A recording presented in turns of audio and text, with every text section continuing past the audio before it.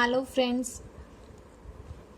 आज हम हमारी स्टॉक मार्केट के बारे में पढ़ने वाले हैं कि इतनी पेंडेमिक के जाने के बाद कोविड-19 आया है जिसकी वजह से सारे के सारे बिजनेसेस ठप पड़े हैं एंड 3 महीने तक कोई काम नहीं हुआ। फिर भी ऐसा क्या हुआ कि हमारे स्टॉक मार्केट में प्राइसेस बढ़ते ही जा रहे हैं और ये ट्रेंड कब तक चलने वाला है, काफ़ी चीज़ें हैं जानने के लिए। Let's go. ये इंडियन एक्सप्रेस का एक आर्टिकल है behind the market rebound and आज हम उसे ही डिस्कस करेंगे एंड एट द एंड हम कुछ वर्ड्स वोकैब के भी देखेंगे। बेसिकली इसमें क्या बोला गया है कि जो मार्केट है इंक्रीमेंट है, as you can see here, वो जो मार्केट इंक्रीमेंट है वो सिर्फ इंडिया के अंदर ही नहीं है कि इंडिया का सेंसेक्स और निफ्टी में इंक्रीमेंट आ रहा है। इंडिया के अलावा यूएस, चाइना, वर्ल्ड में कहीं भी देखो हम सिमिलर ट्रेंड को ही फॉलो कर रहे हैं। हर कहीं इंक्रीमेंट देखने को मिल रहा है। पर उसके पीछे कारण क्या है? तो उसके पीछे जो मेन कारण है उसमें से 3 कारण यहाँ पे डिस्कस किए गए हैं। पहला कारण है लिक्विडिटी। जो लिक्विडिटी है वो इंक्रीज होने की वजह से मार्केट में कैश अच्छी मात्रा में उपलब्ध है जिसकी वजह से स्टॉक मार्केट में पैसा आ रहा है। अब ये इतनी एम्पल लिक्विडिटी इंडिया की मार्केट में कहाँ से आई, कैसे आई, उसके बारे में हम कुछ जानते हैं। जो रिजर्व बैंक ऑफ इंडिया है, as we all know, reserve bank of India ने पिछले 3 महीने में 115 बेसिस पॉइंट के से भी ज़्यादा, मतलब around 115 basis point policy rate में रिडक्शन किया है और इसके अलावा उन्होंने 8 लाख करोड़ लिक्विडिटी भी मार्केट में इंजेक्ट की है जिससे लोगों के पास भरपूर पैसा आ गया है कि वो इन्वेस्टमेंट कर सके। उसके अलावा फॉरेन इंस्टीट्यूशनल इन्वेस्टर्स है, they are also investing in India's equity. जैसे कि लास्ट मई और जून का अगर हम डाटा देखें तो 36,400 करोड़ रुपए फॉरेन इंस्टीट्यूशनल इन्वेस्टर्स ने इंडिया में इन्वेस्ट किए हैं। उसके अलावा जो डोमेस्टिक इंस्टीट्यूशनल इन्वेस्टर्स हैं, अभी क्या है कि रियल एस्टेट सेक्टर जो है वो इतना काम नहीं कर रहा है क्योंकि लिक्विडिटी को सब मेंटेन करके रखना चाह रहे हैं क्योंकि अनसर्टेनिटी का किसी को नहीं पता है कि आगे क्या रहेगा नहीं रहेगा। जो डोमेस्टिक इंस्टीट्यूशनल इन्वेस्टर्स है वो भी वहाँ का जो पैसा है वो कहीं ना कहीं हमारे स्टॉक मार्केट के अंदर ही डाल रहे हैं। अराउंड 16,000 करोड़ उन्होंने मई और जुलाई का जो टाइम रहा है बीच में उसके अंदर इन्वेस्ट किया है। उसके अलावा जो सेकेंड चीज़ यहाँ पे नोटिस की गई, that is about the behaviour of the retail investors.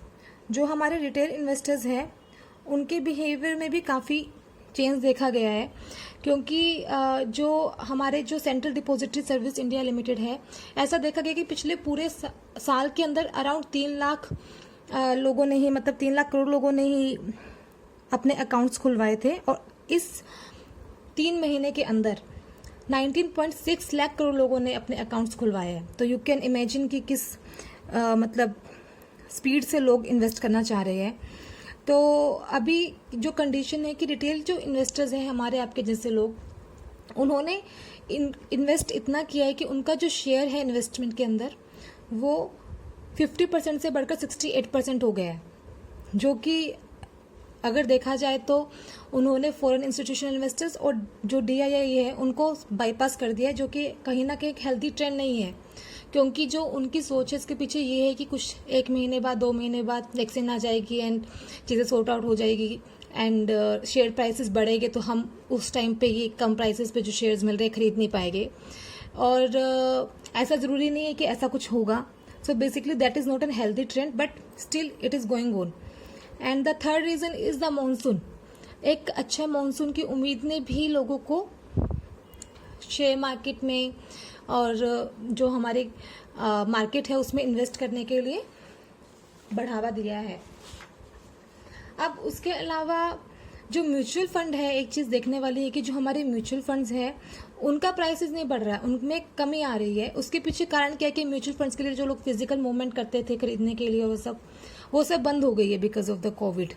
उसका इम्पैक्ट कहीं ना कहीं म्यूचुअल फंड्स पे ज़रूर देखने को मिल रहा है। And now the question is कि क्या ये सिचुएशन सस्टेन करेगी आगे? तो उसमें काफ़ी चीज़ें देखने वाली है। पहली चीज़ तो ये कि जो मार्केट वैल्यूएशन है कंपनी का क्योंकि शेयर्स के दाम मार्केट में बढ़ रहे हैं, बट एक्चुअल में जो उनकी अर्निंग हो रही है उसके बेसिस पे जो वैल्यूएशन रहेगा उनमें काफ़ी अच्छा खासा डिफरेंस देखने को मिलेगा at the end of the year, and उसका इम्पैक्ट हो सकता है, ऑब्वियस सी बात है। And the other thing is जो एनपीएस है, अभी क्या है कि मोरेटोरियम पीरियड चल रहा है, तो उसकी वजह से 31 अगस्त तक पता नहीं लग रहा है, बट 31 अगस्त के बाद धीरे धीरे एनपीएस भी बढ़ना स्टार्ट हो जाएगी, क्योंकि क्या है कि बिजनेसेस वगैरह के पास इतना काम नहीं है, तो ऑब्वियस सी बात है। एंड द इकोनॉमिक रिवाइवल और जो डिमांड है अभी भी वो बढ़ी नहीं है, ये दिखाई दे रहा है, बट डिमांड नहीं इंक्रीज हुई है। सो बेसिकली द मेन जो उसको बढ़ाने के लिए ज़रूरी है वो डिमांड का बढ़ना बहुत ज़रूरी है। और इसके अलावा ऐसा है कि क्योंकि इंटरेस्ट रेट बहुत कम है रहेगा, तो इससे कहीं ना कहीं मार्केट में जो कैश है वो तो आता ही रहेगा, क्योंकि लो इंटरेस्ट रेट रहेगा तो लोगों को बेनिफिट मार्केट में ज़्यादा दिखेगा as compare to FD and banks etcetera. So the only thing is कि अब सब फ्यूचर पे डिपेंड करता है कि आगे कैसे रहता है। अगर वैक्सीन वगैरह सब टाइम पे आ जाती है एंड चीज़ें एज पर होप चलती है तो of course it will be better. बाकी देखते हैं कैसा रहता है। So this was it, and now we will discuss the vocab for the day. This is the first word, which is undeterred. Undeterred means preserving with the something despite setbacks. Basically चाहे कुछ problems होने के बाद भी जब वो चीज़ें sustain करती है, जैसे हमारी स्टॉक मार्केट सस्टेन कर रही है, that is called undeterred. The other word is unprecedented. Unprecedented means कभी भी जो चीज़ हमने कभी देखी ना हो, कभी सुनी ना हो, दैट इज कॉल्ड अनप्रेसिडेंट।